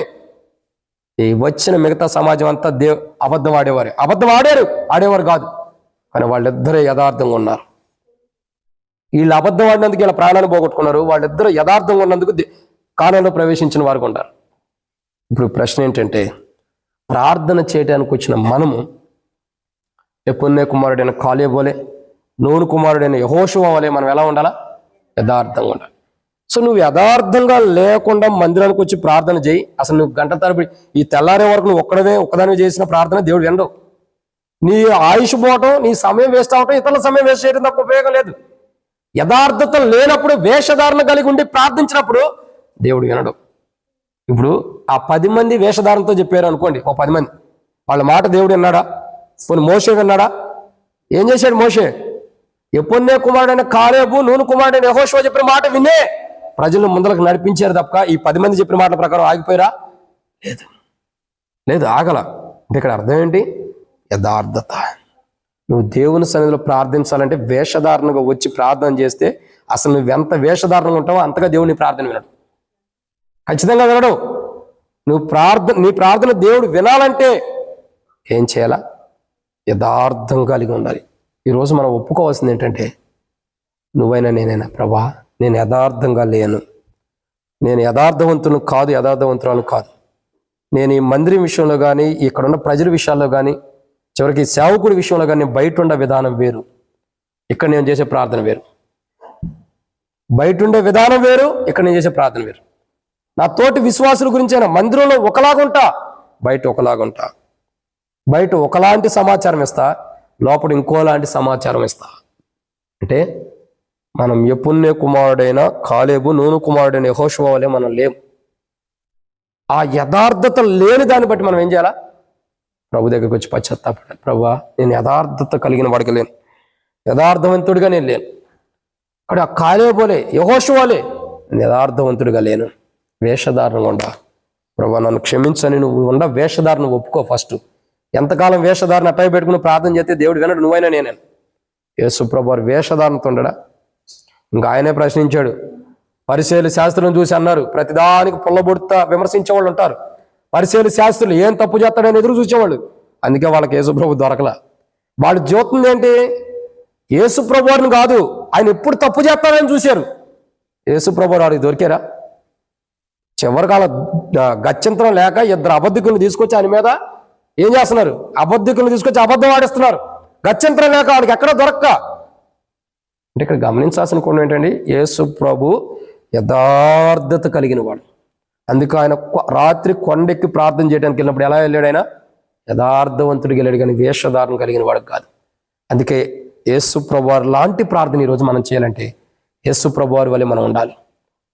బైబిల్లో కొందరు వ్యక్తులు అలాంటి అనుభవంలోకి వచ్చారు. వారిలో కాలేబు, యెహోషువ అనే వీరి జీవితాల్లో వీరు దేవుని ఆత్మ కలిగిన వారుగా ఉన్నారు. వీరు నిండు మనసుతో దేవుని అనుసరిస్తున్నారు, నిండు మనసు కలిగిన వారుగా. మూడోదిగా చూసినట్టయితే వీరు యథార్థవంతులు ఉంటూ వస్తున్నారు. యేసు ప్రభువారిలో దేవుని ఆత్మ ఉంది. యేసు ప్రభువారు నిండు దేవుని మనసు కలిగిన వాడుగా ఉన్నాడు. యేసు ప్రభువారు యథార్థవంతుడిగా రాత్రి ప్రార్థన చేయడానికి ఎక్కారు. ఈ రాత్రి నువ్వు ప్రార్థన చేయడానికి ఎలా వచ్చావు? నిన్ను నువ్వు ప్రశ్నించుకొని నేను ప్రశ్నించాల్సినంత అవసరం లేదు. ఇది మూడో కోణం. నాలుగో విషయాన్ని చూద్దానండి. నాలుగో మాట చూసినట్టయితే దేవుని వాక్యం మనం సెలవిస్తున్నటువంటి మాట యెహోషువ గ్రంథం 3వ అధ్యాయం 5వ వచనం. యెహోషువ గ్రంథం 3వ అధ్యాయం 5వ వచనం. బైబిల్లో చూడండి అందరూ. యెహోషువ గ్రంథం 3వ అధ్యాయం 5వ వచనం. యెహోషువ, రేపు యెహోవా మీ మధ్య అద్భుత కార్యములు చేయను గనుక మిమ్మును మీరు పరిశుద్ధపరచుకున్నాడని జనులకు ఆజ్ఞ ఇచ్చింది. చాలు. కాబట్టి ఇక్కడ మనం చూస్తున్నమాట, యెహోషువ ఏమంటున్నాడండి? రేపు మీ మధ్య దేవుడు అద్భుతములు చేయను కనుక మీరు ఏం చేయాలా? సో యెహోషువ పరిశుద్ధపరచుకోమంటున్నాడండి. యెహోషువ ఎలా ఉంటున్నాడు మరి? అదే కదా అది అర్థం. సో నువ్వు ప్రార్థనకి ఎక్కి రావాలంటే, ప్రార్థనకు రావాలంటే నువ్వు ఎలా ఉండాలా? పరిశుద్ధంగా ఉండాలి. పరిశుద్ధత లేనప్పుడు, పరిశుద్ధంగా నువ్వు లేనప్పుడు నువ్వు చేసే ప్రార్థన దేవుడు వినడవు. సో దేవుణ్ణి ప్రార్థన వినాలంటే నాకు నేను పరిశుద్ధులను నువ్వు అనుకోకూడదు. నాలో ఏమాత్రం పరిశుద్ధత లేదు ప్రభా, నీ కలువరిశిలోకి రక్తం ధరని పరిశుద్ధపరచు అంటేనే పరిశుద్ధంగా మనం చేయబడతాం. అసలు నీకై నువ్వు పరిశుద్ధురాలు అనుకున్నావు అనుకో, మురికి గుడ్డలాగా ఉంది జీవితం మొత్తం. అంతే. మనకై మనం పరిశుద్ధులం కాము. ఎప్పుడు నేను పరిశుద్ధులని అంటాను కూడా మనకు యోగ్యత లేదు. అసలు పరిశుద్ధత అనే మాట మన నోటి నుండి రావడానికి కూడా మనకు యోగ్యత లేదు, అర్హత లేదు. ఎందుకని? మనం పరిశుద్ధులమే కాదు. కానీ ఇక్కడ గమనించాల్సిన కోణం ఏంటంటే, ప్రభువా నీవిచ్చిన నీ కుమారుని యొక్క రక్తం ద్వారా, నీ కుమారుని ద్వారా రక్తం ద్వారా కడగబట్టడం ద్వారా నాకు నీవిచ్చిన పరిశుద్ధత, నీ కుమారుని బట్టి నాకు పరిశుద్ధత అనుగ్రహించబడింది. ఆ పరిశుద్ధతను నేను పోగొట్టుకున్నాను ప్రభు అని మనం ఏం చేయాలా? ఒప్పుకోవాలి. ఏ పరిశుద్ధత అయితే నువ్వు పోగొట్టుకున్నావో, ఇంకా నేను పరిశుద్ధంగా ఉన్నాను, ఇంకా నేను పరిశుద్ధంగా ఉన్నాను, ఇంకా నేను పరిశుద్ధతలో ఉన్నాను, పరిశుద్ధత కలిగి ఉన్నానని భ్రమలో ఉండవు. నీలో ఉన్న దేవుని పరిశుద్ధత ఎప్పుడో పోయింది, ఇప్పుడు కాదు, ఎప్పుడో పోయింది. అక్కడ ఆ పరిశుద్ధతను మరలా తిరిగి సంపాదించుకోవడానికి ప్రార్థన చేయి. అయితే ప్రార్థన చేయాలంటే మొదట ఏం చేయాలా? ఏ పరిశుద్ధతను అయితే నువ్వు పోగొట్టుకున్నావో ఆ పోగొట్టుకున్న పరిశుద్ధత విషయమై నువ్వు ఒప్పుకోవాలి. నీ బలహీనతలో, తప్పుడు విషయమై, పొరపాటు విషయమై ఏ పాపాన్ని బట్టి ఆ పరిశుద్ధత నీలో నుండి వెళ్ళిపోయిందో దాన్ని ఒప్పుకున్నప్పుడు, నువ్వు పరిశుద్ధత కలిగి వచ్చి ప్రార్థించినప్పుడు దేవుణ్ణి ప్రార్థన వింటాడు. అందుకే బైబిల్ ఉంది, పరిశుద్ధత లేకుండా ఎవడును దేవుణ్ణి చూడలేడు. పౌలు గారు చెబుతూ వస్తాడు, పరిశుద్ధత లేకుండా ఎవడును దేవుని చూడలేడు. సో దేవుని చూడాలంటే మనలో పరిశుద్ధత. ఆ పరిశుద్ధతను నువ్వు పోగొట్టుకుని దేవుని మందిరంకి వచ్చి ప్రార్థన చేసినప్పుడు దేవుని ఎలా చూస్తున్నావు? దేవుని చూసినప్పుడు కాదు, మరి ఎవరిని చూస్తున్నట్టు? మనుషులను చూస్తున్నట్టే. సో ఇక్కడ గమనించాల్సిన కోణం ఏంటంటే, పరిశుద్ధత. ఈరోజు మన ప్రార్థన చేయాలంటే మనలో పరిశుద్ధత ఉండాలి. ఆ పరిశుద్ధతను పోగొట్టుకుంటే అది తిరిగి సమకూర్చుకోవడానికే మనం ప్రార్థన చేయాలి.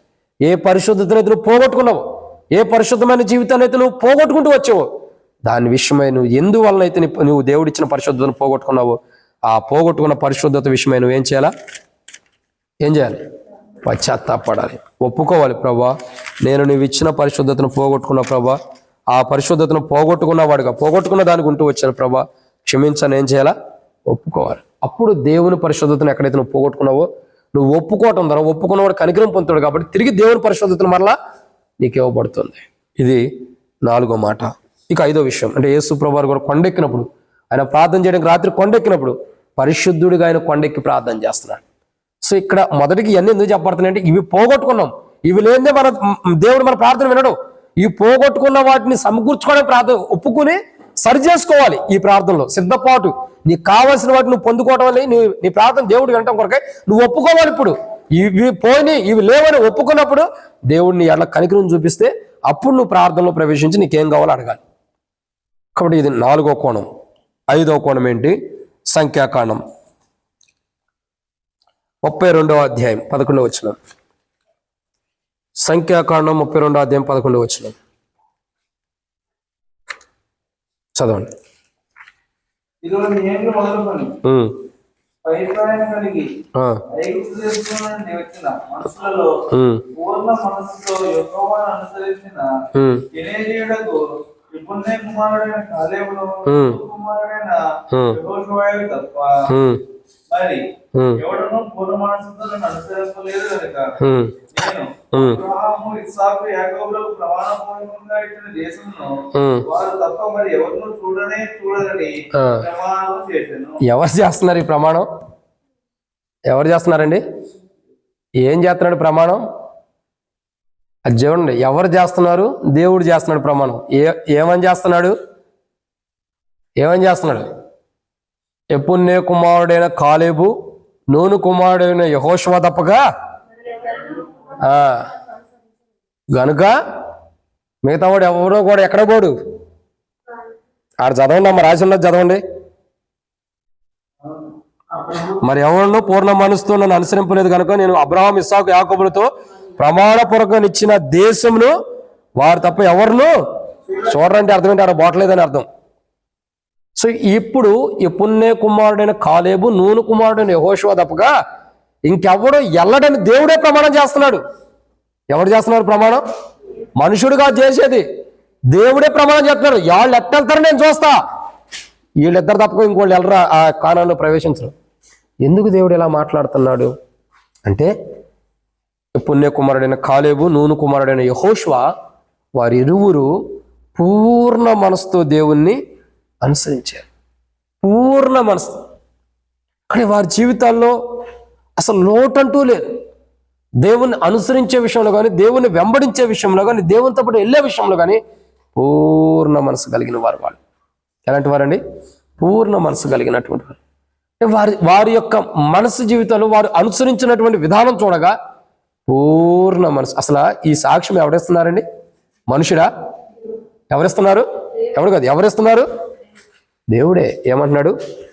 ఈ యొక్క కాలేబు, యెహోషువ తప్ప ఇంకెవడో నేను ప్రమాణపూర్వకంగా చెప్పిన ఆ దేశాన్ని ఎల్లడూ స్వతంత్రించుకోండి నేను ప్రమాణం చేస్తున్నా. ఎందుకంటే వీళ్ళిద్దరు తప్ప ఇంకోటి ఎట్ట వెళ్తారు? మిగతా వాళ్ళు చూసి వచ్చారు కదా, వాళ్ళు ఎలా వెళ్తారు నేను చూస్తా. వీళ్ళిద్దరే వెళ్తారు, ఇంకెవరు వెళ్ళరు. ఎందుకని? వాళ్ళు ఆల్రెడీ సమాజంలో కలవరాన్ని తీసుకొచ్చినాడు కదా. వీళ్ళు రేపు పొద్దున కానానికి వెళ్ళినా ఇదే కలవరాన్ని పెడతారు అక్కడ కూడా. అందుకే దేవుడు ఏం చేశాడు? వీళ్ళని పక్కకు నెట్టేసేసి చేర్చాల్సిన వాళ్ళు చేరుస్తున్నాడు కానాన్.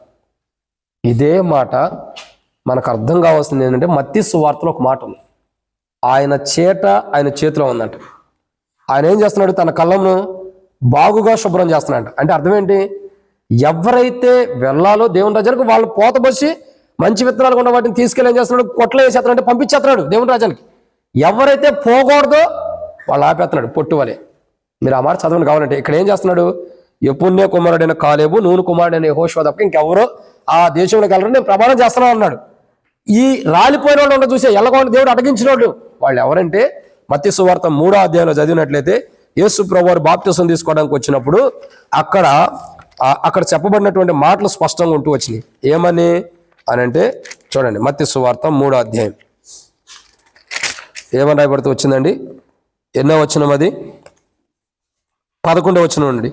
మారు మనసు నిమిత్తం నేను నీళ్ళలో మీకు బాప్తిసం ఇచ్చున్నాను, అయితే నా వెనక వచ్చుచున్నవాడు నాకంటే శక్తిమంతుడు, ఆయన చెప్పులు మోయుటకు నేను పాత్రను కాను, ఆయన పరిశుద్ధాత్మతోను అగ్నితోను మీకు బాప్తిసం ఇచ్చును, ఆయన చేతిలో ఉన్నది, ఆయన తన కళ్ళను బాగుగా చేసి శుభ్రం చేసి గోధుమ కొట్లో పోసి అది రాబోతున్న దినాలు ఇవే జరగబోతున్నాయి. పూర్ణ మనసుతో దేవుని అనుసరించిన వారు ఎక్కడికి వెళ్తున్నారు? పూర్ణ మనసు కలిగిన వారు ఎలా ఉన్నారు? ఎక్కడికి వెళ్తున్నారు? ప్రార్థన చేయడానికి వచ్చిన వాళ్ళు కొట్లో పోయి పడుతున్నారు. ఎందుకు పోయి పడుతున్నారు అంటే పరలోక రాజ్యానికి వెళ్ళిపోతున్నారు. ఎందుకంటే వాళ్ళు బాగుగా శుభ్రం చేయబడినారు. ఎలా ఉన్నారంటే వాళ్ళు బాగుగా శుభ్రం చేయబడ్డారు కాబట్టి కొట్లలోకి వెళ్ళిపోతున్నారు. ఇప్పుడు పొట్టును ఏం చేశాడు? అగ్నితో ఆహా, పొట్టును ఏం చేస్తున్నాడు? సరిగ్గా చదవండి అక్కడ. ఆరని అగ్ని అంట. మామూలు అగ్ని అయితే ఆరిపోయింది. ఈ అగ్ని అలాంటిది ఆరని ఆరని అగ్ని. అసలు ఆరిపోవడానికి అవకాశమే లేదు. పొట్టన్న మారిపోవాలి కానీ, పొట్టన్న బూడిదైపోయి పోవటమే తప్ప అగ్ని ఆరదు. అంత అంత దారుణమైన విధానంలో దేవుడు కాల్చబోతున్నాడు. ఎవరు? ఒక మాట చెప్పనండి, శుభ్రం చేయబడి కొట్లో వేయబడిన వారు ఎవరంటే కాలేబు, యెహోషువ. వీళ్ళిద్దరే శుభ్రం చేయబడి కానాన్లోకి వేయబడ్డారు. మిగతా వాళ్ళు అయిపోయింది. కాళ్ళ చరిత్ర మాట్లాడుకోవడం కూడా వేస్ట్, టైం వేస్ట్. ఏమైంది? సమాజాన్ని చెడగొట్టే చీడ పురుగులను ఏం చేశాడు ఆయన? మీరు పరలోక రాజ్యానికి వచ్చిన వేస్ట్ అయ్యా, అక్కడ కూడా విభజించుకుంటారు, భాగాలు కోరుకుంటారు, అది కావాలి ఇది కావాలని కోరుకుంటారు. మీరు అక్కడ కూడా అనవసరం, ఎండ్ ఆఫ్ ద డేస్ ఇక్కడే మీకే దేవుని రాజ్యం లేదు అని ఇక్కడే పరవశిని పాట పాడి అక్కడ పంపించేస్తున్నాడు నరకానికి. ఆరని అగ్నితో కాల్చబడుతున్నారు. ఎవరు? కాలేబు, యెహోషువ కాదు. వారు వెళ్ళిపోయారు కొట్లలోకి. మరి ఎవరు? మిగతా వారు.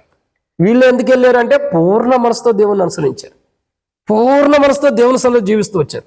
ఈరోజు మనం ఏదైతే శుభ్రం చేయబడి కొట్లలో వేయబడినటువంటి పరలోకానికి వెళ్ళాల్సిన జీవితాన్ని మనం పాడు చేసుకుంటూ వచ్చామో కారణం ఏంటి? మనలో పూర్ణ మనసు లేదు. ఈరోజు మనం పూర్ణ మనసు కొరకు మనం ప్రార్థన చేయాలి. ప్రభా, నీ పూర్ణ మనసుతో, ఏ మనసు అండి? నీ పూర్ణ మనసుతో ప్రభా నేను నిన్ను అనుసరించే జీవితం నాకు అనుగ్రహించు. పూర్ణ మనసుతో కాలేబు వలె, యెహోషువ వలె నేను నిన్ను అనుసరించాలి. అది లేదు నాకు ఈరోజు. పూర్ణ మనసు నాలో లేదు. కాబట్టి నేను శుభ్రం చేయబడాలి. నేను శుభ్రం చేయబడితేనే నాకు పూర్ణ మనసు వచ్చింది. గోధుమను ఏం చేశాడు? శుభ్రపరిచాడు. అంటే పూర్ణ మనసు దాంట్లోకి వచ్చింది. ప్రభా, గోధుమను శుభ్రపరిచినట్టు నన్ను కూడా శుభ్రపరచు. అయితే నేను ఒప్పుకుంటున్నా, నాలో పూర్ణ మనసు లేదు. కాబట్టి నువ్వు ప్రమాణం చేస్తున్నావు, నాలో పూర్ణ మనసు లేనప్పుడు ఏమైంది? నీ ప్రమాణ ప్రకారం నేను కానానుకు చేరను. అబ్రహాం, ఇస్సాకులతో నేను చేసిన ప్రమాణ ప్రకారం ఆ ప్రమాణం చేసిన దేశానికి కాలేబు, యెహోషువ తప్ప ఎవడు వెళ్ళడని ప్రమాణం చేస్తున్నా అన్నాడు. ఈరోజు దేవుడు, మనం పూర్ణ మనసు లేని మనం దేవుని రాజ్యానికి వెళ్ళటానికి అర్హత లేదు, వెళ్ళనివ్వనని దేవుడు మన ఎలా ప్రమాణం చేస్తే, నువ్వు ఎంత ప్రార్థన జరిగి బైబిల్ స్టడీకి రాని, సంఘ ప్రార్థన రాని, ఉపాస ప్రార్థన రాని, ఇలా ఆల్నెట్ ప్రేయర్లకు వచ్చినా, ఇంకా ఏంటి, ఇంకెన్నో రీతిలో నువ్వు ప్రార్థన చేసిన, ఆరాధన చేసిన, ఎన్నో సంవత్సరాలు విశ్వాసకుండా ఇంకా ప్రయోజనం ఏంటి? ఏమైనా ప్రయోజనం ఉందా? దేవుడిని ఎడల ఒక ప్రమాణం చేసి వీళ్ళని అసలు నా రాజ్యానికే రానివ్వనని ప్రమాణం చేస్తున్నానంటే ఏడకెళ్తా? నువ్వు చేసిన ప్రార్థన అంతా ఏడకెళ్ళినట్టు ఏమైపోయింది అప్పుడు నీ జీవితం అంతా? దేవుడు చెప్పేటప్పుడు సరి చేసుకోవడానికి ఇప్పుడు అర్థం కావట్లా. ఓ టైం వచ్చింది, ఫరో వలె హృదయం కఠిన చేసుకున్న తర్వాత నష్టపోయినప్పుడు తెలిసింది. ఫరోకి ఎప్పుడు తెలిసింది చనిపోతున్నాడని? మరణం వస్తుందని ఎప్పుడు తెలిసింది ఫరోకి? చెప్పండి, ఎప్పుడు తెలిసింది? ఫరోకు మరణం వచ్చేసిందని ఎప్పుడు తెలిసింది? ఎర్ర సముద్రంలోకి వెళ్ళినప్పుడు, ఎర్ర సముద్రంలోకి వెళ్ళిన తర్వాత ఆ దేవుని ఉగ్రత వస్తున్నప్పుడు అప్పుడు తెలిసింది. అంతకుముందు తెలీదా? ఈ దేవుడు ఎలాంటి వాడు చూపించాడు కదా. వడగండ్ల పంపించాడు, ఏటి నీళ్ళని రక్తంగా మార్చాడు. ఏదైనా సాధ్యం చేయగలిగిన దేవుడు అని తెలుసు కదా. ఇంకా ఐగుప్తులో మొదటి సంతానాన్ని కూడా హతమార్చిన వాడు కదా. మరి ఏదైనా చేయగలడు అని దేవుని గురించి తెలుసుకున్న ఫరో ఏం చేశాడు? దేవుని గురించి తెలుసుకున్నా మనసుకు పెట్టలా, మళ్ళీ ముందరికి వెళ్ళిపోతూ వచ్చినా దాన్ని వందలను దురుపుకుని ముందరికి వెళ్ళాడు. ఇప్పుడు ఏం జరిగింది? అంతే, రావాల్సిన మరణం వచ్చేసింది. ముందలే దేవుడు హెచ్చరించాడు, నీకు కూడా మరణం వచ్చేది, నీ మొదటి సంతానం కాదు, జీవితం మార్చుకుని బ్రతుకు మార్చుకుని చక్కగా జీవించని హెచ్చరించాడు. ఆ హెచ్చరికనేంది? అమ్మో, దేవుడు మా ఎడలో ఉన్నాడు అన్నట్టుగా జీవిస్తున్నాడు, నేనే దేవుడు అంతడు అన్నట్టు జీవించాడు. దేవుని హెచ్చరికలు భయంకరంగా ఉంటాయి. ఆ చెబితే కొంతమంది నా గురించే చెప్పాడు అంటారు, కానీ ఎవరికో అవసరం. దేవుని హెచ్చరికలు వేరుగా ఉంటాయి. దేవుడు నిన్ను హెచ్చరిస్తున్నాడు, సరిదిద్దుకోవట్లా. ఒక రోజు కొట్టాడు అనుకో, ఫరో వాళ్ళే నరకంలో ఉంటాం. కారణం ఏంటి? పూర్ణ మనసు లేకపోవటం. అంతదాకా మనం తెచ్చుకోవద్దు, అందాకొద్దు. ఆ పూర్ణ మనసు లేని జీవితాన్ని బట్టి నష్టాన్ని తెచ్చుకోబోతున్నాం. శుభ్రం అవట్ల మనలో ఉన్న మనలో పూర్ణ మనసు లేకపోవటం ద్వారా గోధుమలు శుభ్రం చేయబడినట్టు మనం శుభ్రం చేయబట్టలా. సో ఈరోజు మనలో పూర్ణ మనసు ఎక్కడ పోగొట్టుకున్నాం దాని విషయమై ఒప్పుకున్నప్పుడు ఆ గోధుమలు శుభ్రం చేసిన ప్రభువే తన రక్తం ద్వారా మనల్ని శుభ్రం చేసి మరలా తిరిగి తన సంఘంలో ఒక అవయవంగా మనం చేర్చాడు. కాబట్టి పరిశుద్ధపరిచి దేవునికి మహిమకరంగా దేవుని రాజ్యంలో ప్రవేశించేవారుగా మనల్ని సిద్ధపరుస్తాడు. అట్ట కాదని నువ్వు శుభ్రం చేసుకోకుండా ఏదో నోటి పెదాల ద్వారా చేసుకుని హృదయం అలా చేసుకోకపోతే నీ గురించి ఆయన ప్రమాణం చేస్తాడు, నువ్వు పరలోకానికి వెళ్ళకూడదని. ఇక నువ్వు లబోలబాని తల బాదుకున్నా, గుండ్లు బాదుకున్నా వెళ్ళలేవు. ఆయన చూసి అనేక మంది రొమ్ము కొట్టుకుంటున్నారు. ఇక రాబోతున్న దినాలు అదే జరిగింది. ఇప్పుడు సరి చేసుకోకపోతే, ఇప్పుడు సరి చేసుకుని ఇప్పుడు ఒప్పుకుని ప్రభా నువ్వు ఆ రోజు కొండకెక్కేటప్పుడు ఆ రాత్రి నువ్వు ఎలా వెళ్ళావంటే ప్రభా దేవుని ఆత్మ కలిగిన వాడుగా, ఇంకా నిండు మనసుతో, ఇంకా యథార్థమైన వాడిగా, ఇంకా పరిశుద్ధమైన వాడిగా, ఇంకా పూర్ణ మనసు కలిగిన వాడు. యెహోషువ కాలేబు ఎలా ఉన్నాడు? వాళ్ళు నీ యొక్క స్వరూపంలో భూమి మీద జీవించారు. ఆ అనుభవాలు నీలో ఉండే, నీ స్వరూపంలో వాళ్ళు కలిగి ఉన్నారు. నువ్వు కొండకెళ్ళినప్పుడు ఈ అనుభవం నీలో ఉందా ప్రభా? కాబట్టి వీళ్ళ గురించి ఎందుకు చూసామంటే మనకు మనుషులను చూపిస్తేనే అర్థమైంది. సో నీ అనుభవాలన్నీ వీళ్ళలో ఉన్నాయి కాబట్టి వీళ్ళు కానాల్లోకి వెళ్ళారు. ప్రభు నువ్వు కొండెక్కేవంటి అనుభవాలు నీలో ఉండే కాబట్టి కొండెక్కి ప్రార్థన చేస్తున్నావు. ఈ రాత్రి నేను కూడా ప్రార్థన చేయడానికి వచ్చా. ప్రభు నా జీవితాన్ని సరిచే, నేను ఇలా ఉండాలని నువ్వు సరిదిద్దుకున్నప్పుడు నీ జీవితం బాగుండేది. సరిదిద్దుకోకపోతే పరవశిని పాటే. నీ ప్రార్థన దేవుడు అంటావు. సో ఈరోజు నీ ప్రార్థన దేవుడు వినాలంటే నువ్వు ఎక్కడ నిండు మనసు లేదో, ఎక్కడ పూర్ణ మనసు లేదో, ఎక్కడ యథార్థత లేదో, ఎక్కడ పరిశుద్ధత లేదో దాని విషయమే ఒప్పుకోవాలి. ఎక్కడ దేవుని ఆత్మ లేదో, పోగొట్టుకున్నావు పలానా విధాలు నేను పోగొట్టుకున్నా, తిరిగి సమకూర్చు ప్రభు. నువ్వు పోగొట్టుకున్న దాన్ని ఒప్పుకుని తిరిగి సమకూర్చు వరకు నువ్వు ప్రార్థన చేసినప్పుడు అప్పుడు దేవుని ప్రార్థన వింటాడు. అటు పిమ్మట నువ్వు ప్రార్థన చేస్తే దేవుడు అంటాడు. నువ్వు ఒప్పుకోకుండా అలాగే లోపల పెట్టుకుని ప్రార్థన చేస్తే అసలు దేవుడు వెంటనే వింటావు. అది గుర్తుపెట్టుకుని మనం ఒప్పుకోవాల్సిన ఏమైనా సరే యథార్థంగా ఒప్పుకుంటే నువ్వు కనికరం పొందుతావు. ఒప్పుకోకపోతే నీ శిక్ష నువ్వే తెచ్చుకుంటావు. అలా తెచ్చుకోకుండా ఒప్పుకొని కనికరం పొందే వరకు ఉన్నట్లు ప్రభు సాయం చేయను గాక.